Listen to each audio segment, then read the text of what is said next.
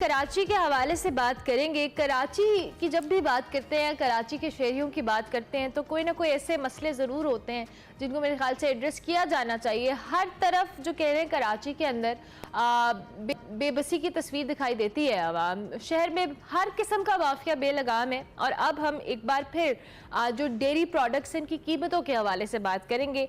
और जी आपको पता है कि कराची के अंदर मज़ीद जो इजाफा किया गया है दूध की कीमत में वो 20 रुपए का इजाफा है, जो कि सरकारी और गैर कानूनी जो कीमत का फ़र्क है वो 50 रुपए फी लीटर तक पहुंच गया। और कराची में जो दुकानों पर दूध फरोख्त हो रहा है वो 230 रुपए किया जा रहा है। कराची में जी दूध की अगर जो यौमिया बात की जाए घरेलू फरोख्त है वो 50 लाख लीटर है। और इसके हवाले से 50 रुपए वसूल करना पर लीटर, और ये किस तरह से प्रॉफिट बनता है और ये माफियाज कौन है, ये किस तरह से काम कर रहे हैं और क्या इनको कोई पूछने वाला नहीं है, इसी पे हम बात करेंगे। शाकिर गुज्जर साहब हमारे साथ मौजूद है, चेयरमैन डेयरी फार्म्स एसोसिएशन, उनको हम खुशामदीद कहते हैं। Thank you very much Shakir साहब, बहुत शुक्रिया आपका। ये जो कीमतें हम देख रहे हैं 50 रुपए का फ़र्क है, ये कोई मामूली फ़र्क नहीं है। क्या समझते हैं क्यों इतना ज़्यादा इजाफा है, क्यों इतनी मनमानी कीमतें वसूल की जा रही हैं? सबसे पहले तो जी एक्सप्रेस न्यूज का बड़ा शुक्रिया और डेयरी फार्मर्स के मुकदमे को लोगों के सामने रखने के लिए। दूध की कीमतों का जो मामला है, यकीनन ये ख्वाहिशात की बुनियाद पर कीमतें मुकर्रर नहीं की जा सकती। दूध की कीमत मुकर्रर करने में उसके इनपुट कास्ट जो है शामिल होती है, और इनपुट कास्ट जो है जब बढ़ेगी तो दूध की कीमतें बढ़ेंगी।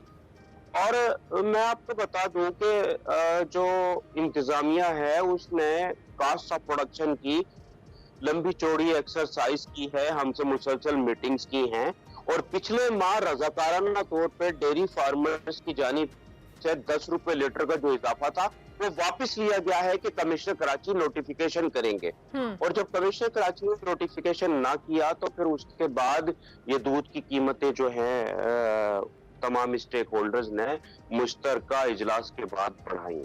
सही। अच्छा शाकिर साहब, ठीक है आप लोगों ने कीमतें बढ़ाई, ठीक है मुश्तरका इजलास के बाद, लेकिन ये जो 50 रुपए हर लीटर के ऊपर, अब ऑब्वियसली आपके अपने कंसर्न है, हुकूमत अपने तौर पे कहती है, तो इसमें जो बेचारी सफ़र करती है वो अवाम है। एक आम बंदा जिसके घर में बच्चे हैं उसने दूध लेकर जाना है, क्या वो 50 रुपए पर लीटर देगा तो वो बाकी अपने अखराजात को क्या करेगा? हमारे सामने सबकी मौशी सूरत हाल है, इसके लिए कोई मैकेनिज्म तो होना चाहिए।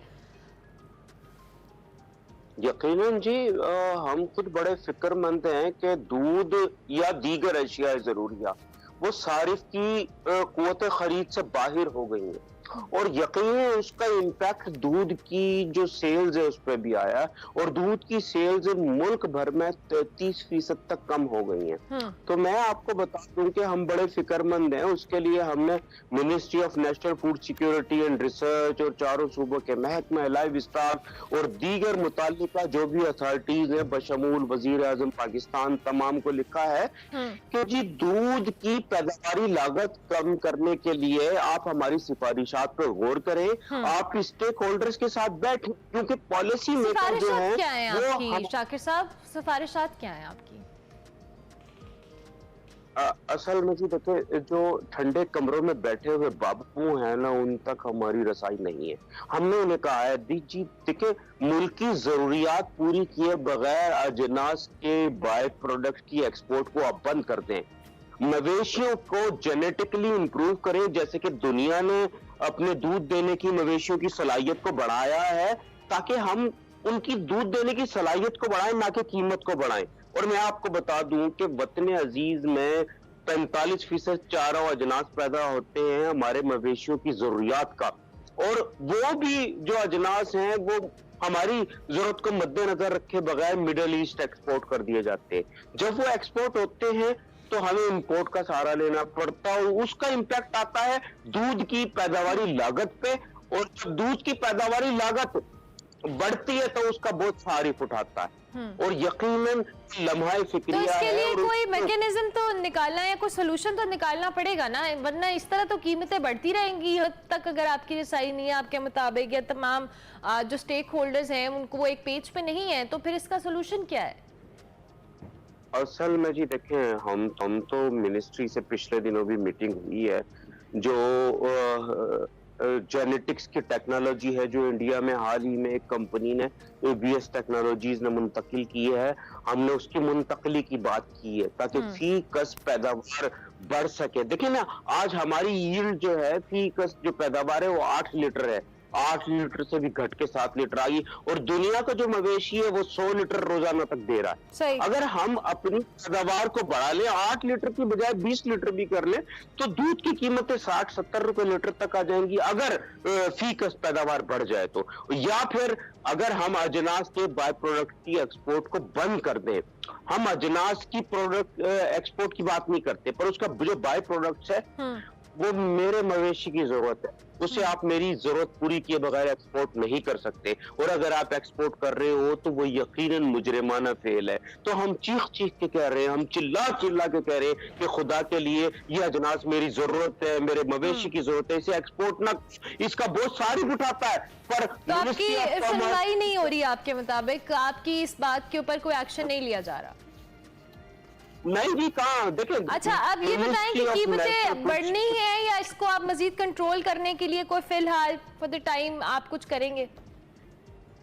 असल में जी कीमतें मजीद बढ़ने जा रही हैं। देखिए, दूध की जो जस्टिफाइड कीमत है वो cost of production ex farm gate government ने जो बनाई है वो 222 रुपए लीटर एक्स फार्म गेट है, और हमारी जो कास्ट ऑफ प्रोडक्शन है वो 242 रुपए फी लीटर है। फिर उसमें 6 रुपया फ्रेट है, और फिर उसके अंदर जो है 12 रुपए लीटर होलसेलर का प्रॉफिट है, 10 रुपया डेयरी फार्मर का प्रॉफिट है, 10 रुपया रिटेलर का प्रॉफिट है, तो 280 रुपए लीटर दूध की पैदावारी लागत एंड यूजर तक हो गई। और यकीनन जो जस्टिफाइड कीमत है वो आपको देनी पड़ेगी, अगर आप ऐसे नहीं देंगे कितना तो मजीद बढ़ेगा? कितने रुपए मजीद बढ़ने का इम्कान है जो आपकी इन द एंड क्विकली बता दीजिएगा? अगले माह इंशाल्लाह ताला 30 रुपए लीटर तक का मजीद इजाफा इसमें मुमकिन है। ओके, ठीक हो गया, बहुत शुक्रिया साहब कि आपने वक्त दिया। इस वक्त हमारे साथ शाकिर गुज्जर साहब मौजूद थे, चेयरमैन डेयरी फार्म्स एसोसिएशन। उनके मुताबिक जी हुकूमत उनकी सिफारिशात पे गौर नहीं कर रही और आइंदा माह के अंदर 30 रुपए और महंगा होगा। इंतजामिया को इस हवाले से जरूर कोई एक्शन लेना होगा, क्योंकि इन सब मामले में जो सफर कर रही है वो बेचारी कराची की आवाम है और कोई नहीं।